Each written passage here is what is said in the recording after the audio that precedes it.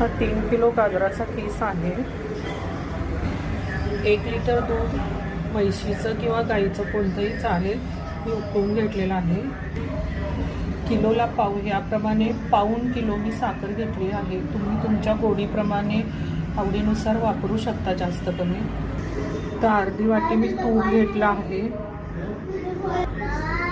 वेलची घेतलेली आहे, काजू, बदाम आणि 400 ग्राम खवा आहे। हा मी आता कढईमध्ये गाजराचा किस घातलेला आहे। तो आता तुपावरती मी चांगला परतून घेणार आहे। गरज वाटल्यास तुम्ही थोडं तूप वरतून घालू शकता। जोपर्यंत गाजरामध्ये गाजराच्या किसामध्ये वाफ तयार होत नाही तोपर्यंत गॅस फुल ठेवायचा व नंतर तो मीडियम ठेवला तरी चालेल। जसं जसं किसला वाफ तयार होत आहे तशी तशी किसाचा कलर देखील बदलत आहे। बघा, थोडासा ओलसर झालेला आहे किस, त्याचा कलरही थोडा लालसर दिसायला लागलेला आहे। जोपर्यंत गॅस फुल आहे तोपर्यंत तो किस सारखा हलवत राहणं गरजेचं आहे, नाहीतर किस खाली लागू शकतो। गाजर आता मी चांगलं परतून घेतले बघा, त्याच्यामध्ये वाफ तयार झालेली आहे।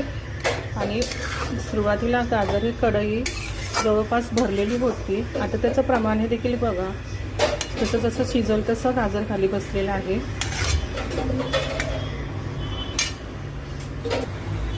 आता गाजर इतपत शिजल्यानंतर त्याचा कलर असा बदलल्यानंतर मी आता जवळपास मला 10 मिनटं लागलेले आहेत। आता मी ह्याच्यामध्ये खवा घालून घेणार आहे। तर ह्याच्यामध्ये खवा घातलेला आहे, मी आता चांगलं परतणार आहे। खव्याच्या डिब्यानं राहता खवा चांगला आता मिक्स झाला आहे। आता मी आणखीन थोडा वेळ त्याला परतून घेणार आहे। आता मी थोडं दूध ह्याच्यामध्ये दूध घालताना मी सही सकट घालणार आहे।